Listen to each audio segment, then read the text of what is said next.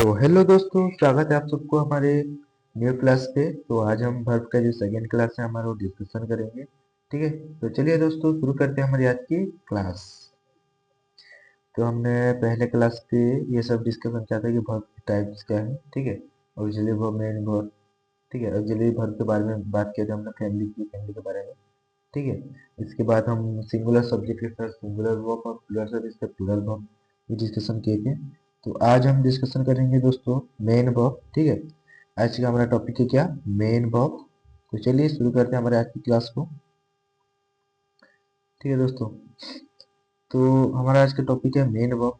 Main verb में दोस्तों कई सारे टाइप्स होते हैं। ठीक है, ये सारे टाइप्स हैं, जैसे यहाँ पर है या ट्रांजिटिव, रेगुलर, फाइनाइट। ठीक है, तो इनका जो मतलब ओपोजिट है। ठीक है, तो मतलब ओपोजिट वर्ड भी हम मतलब ओपोजिट मेन वर्ड भी यूज करते हैं, जैसे ट्रांजिटिव का इंट्रांजिटिव, रेगुलर का इरेगुलर, फाइनाइट का इनफाइनाइट। ठीक है, तो ये टाइप ऑफ मेन वर्ब है, तो ये सब हम डिस्कशन करेंगे। तो पहले यहाँ पर देख लीजिए, there are 5 types of main verb. 5 types of main verb means यहाँ पर कहा गया फॉर्म का। ठीक है, देयर आर 5 टाइप्स ऑफ क्या, फॉर्म, वर्ब का फॉर्म। ठीक है, मेन वर्ब का फॉर्म है, पांच प्रकार के होते हैं। ठीक है, क्या क्या है, plural, present, past, perfect, continuous and क्या, प्रेजेंट। तो इसके बारे में मैं आपको पहले बता दूं। ठीक है, इसके बारे में हम पहले जान लेते हैं कि क्या है ये। देखिए, आप सबको दिखाई दे रहा होगा, आशा करता हूँ। ठीक है, चलिए, तो मैं पहले आपको बता दूं कि वर्ब 5 फॉर्म होते हैं वर्ब के। क्या, वर्ब के 5 फॉर्म के बारे में हम जब जानेंगे। ठीक है, तो पहला है हमारा क्या दोस्तों, पहला है verb 1, verb 2, verb 3, verb 4 and sorry. ठीक है, वर्ब क्या, वर्ब 5 मीन्स क्या है दोस्तों, ये सब इनके बारे में जान लेते हैं। देखिए, वर्ब 1 मतलब ये वर्ब का है क्या, ये वर्ब का बेस फॉर्म। ठीक है, वर्ब सेकेंड यानी क्या, ये है पास्ट फॉर्म। ठीक है, वर्ब 3 मतलब ये है पास्ट पार्टिसिपल पार्टिसिपल ठीक है, पास्ट पार्टिसिपल। ये 4 का मतलब क्या है, वर्ब 4 का मतलब क्या है दोस्तों, वर्ब 4 का मतलब है यहाँ पर वर्ब का आईएनजी फॉर्म। और V5 का मतलब, वर्ब 5 का मतलब है एस और यस। क्या, एस और यस फॉर्म। एक मिनट, वर्ब का जो 5 फॉर्म है, वर्ब का पांचवा फॉर्म है, वो है बेस फॉर्म, वर्ब का बेस फॉर्म प्लस एस और यस। ठीक है दोस्तों, ये है फॉर्मूला। ठीक है, ये है फॉर्मूला। बेस फॉर्म यानी क्या, आप सब लोग जानते होंगे। क्या आप सब लोग क्या जानते होंगे, प्ले, ईट। ठीक है, हम बोलेंगे प्ले, ईट, गो। ठीक है, ये एग्जाम्पल लेते हैं पहले। तो ये क्या है, वर्ब का बेस फॉर्म है। क्या है दोस्तों, ये वर्ब का बेस फॉर्म है। प्ले का पास्ट फॉर्म क्या होगा दोस्तों, प्ले का पास्ट फॉर्म क्या होगा, पास्ट फॉर्म, प्ले का पास्ट फॉर्म होता है क्या, ये आप सबको पता ही होगा, प्लेट। पास्ट पार्टिसिपल फॉर्म क्या होता है, पास्ट पार्टिसिपल फॉर्म भी प्लेट ही होता है दोस्तों। ठीक है, तो ये आपको पता होगा।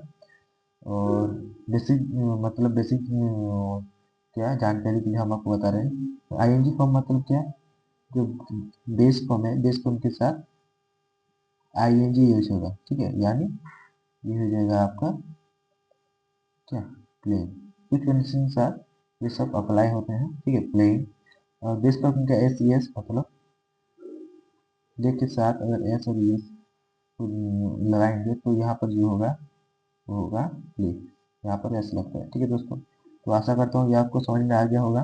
ठीक है, वर्ब का फॉर्म जो है, तो इसको क्या है ना, थोड़ा एडवांटेज के लिए, ठीक है, एडवांस के लिए इसको नामकरण किया गया है। ठीक है, क्या नामकरण कर दिया गया है। मैंने आपको आपको हमने बताया था, क्या बताया था, हमने फर्स्ट क्लास में क्या पढ़ा था दोस्तों, ये वर्ब ऑलरेडी प्लूरल फॉर्म में होता है। क्या वर्ब ऑलरेडी प्लूरल फॉर्म में होता है दोस्तों, ठीक है, समझ रहे हो। और इसको हम सिंगुलर करने के लिए वर्ब पर एस और यस जो करते हैं, ठीक है, मिलाते हैं, तो जो वर्ड आता है, जो वर्ब आता है एस और यस के साथ, तो उसी को हम बोलते हैं सिंगुलर। यानी अगर हम यहाँ पर लगाए प्ले के साथ एस और यस लगाते हैं, तो यहाँ पर होता है ये क्या, प्लेस। प्लेस होता है दोस्तों, तो यहाँ पर प्लेस होता है क्या, प्लेस क्या है यहाँ पर, प्लेस है यहाँ पर क्या, सिंगुलर, ठीक है दोस्तों। प्लेस यहाँ पर क्या है, सिंगुलर है। तो इसी तरह से ये देखो, अगर हम बेस वर्ब की फिफ्थ फॉर्म को देखें, V5 को देखें, तो यहाँ पर base form plus S S, यानी जो हमने जो वर्ब को सिंगुलर किया था, तो सेम वही प्रोसेस है, ठीक है, वही फॉर्मूला है। तो बेस फॉर्म यानी प्रेजेंट, ठीक है, ठीक है दोस्तों। तो प्रेजेंट मतलब क्या, वर्ब ऑलरेडी क्या में होता है, ऑलरेडी क्या होता है, वर्ब ऑलरेडी क्या प्लूरल फॉर्म में एग्जिस्ट करता है दोस्तों। और उसको जब हम एस और यस इसमें जोड़ करते हैं, तो ये क्या बन जाता है, ये क्या बन जाता है दोस्तों, ये सिंगुलर में कन्वर्ट हो जाते हैं, ठीक है। तो ठीक है दोस्तों, तो इसीलिए यहाँ पर थोड़ा एडवांटेज के लिए क्या कर दिया गया है, क्या कर दिया गया है दोस्तों, क्या कर दिया गया है, V1 को यहाँ पर प्लूरल प्रेजेंट के तौर पर यूज किया गया है, और V5 को जो है वो क्या, सिर्फ प्रेजेंट यानी सिंगुलर में, इसलिए इसे प्रेजेंट कहा गया है। ठीक है दोस्तों, तो ये आपको समझ में आ गया होगा। और वर्ब के जो पांचों फॉर्म है, तो ये आप सबको समझ में आ गया होगा, आशा करता हूँ। ठीक है, तो चलिए हमारे टॉपिक पर आते हैं अभी।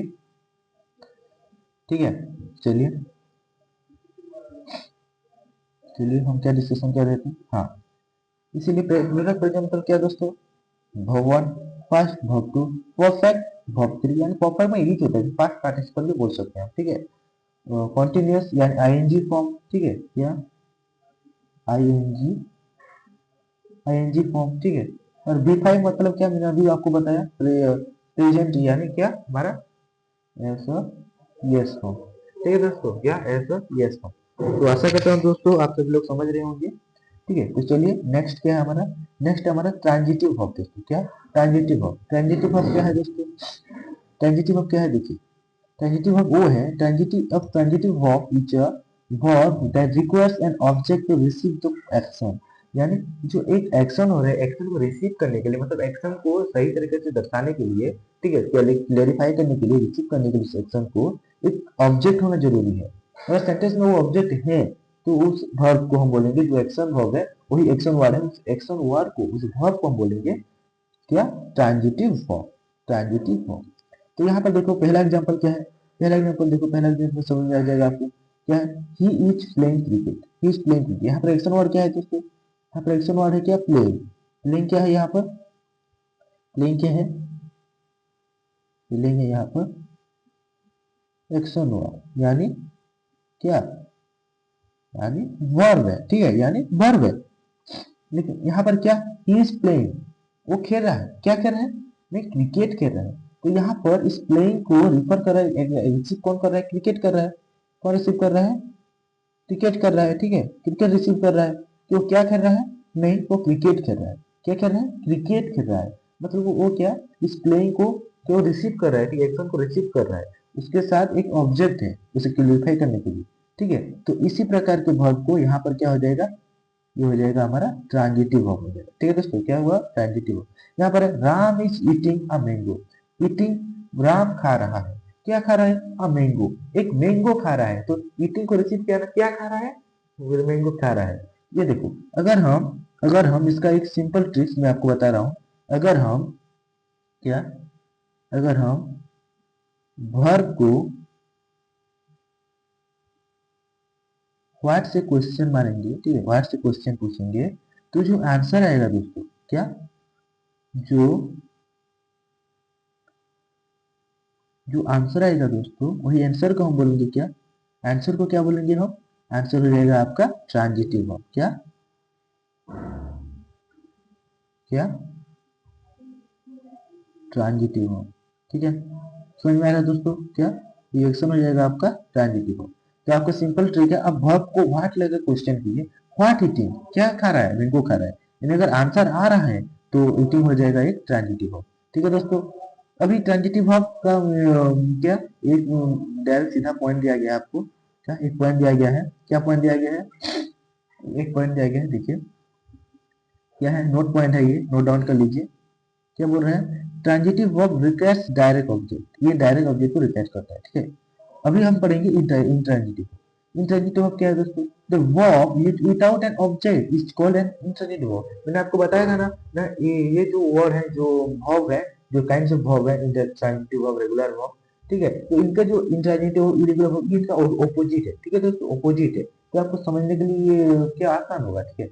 इसका जो ऑब्जेक्ट, क्या जो object without an object called intransitive, जो वर्ब यूज होता है बिना बिना कोई मतलब, क्या बोले तो बिना कोई ऑब्जेक्ट के साथ, वो क्या वर्ब होता है, वर्ब यूज होता है।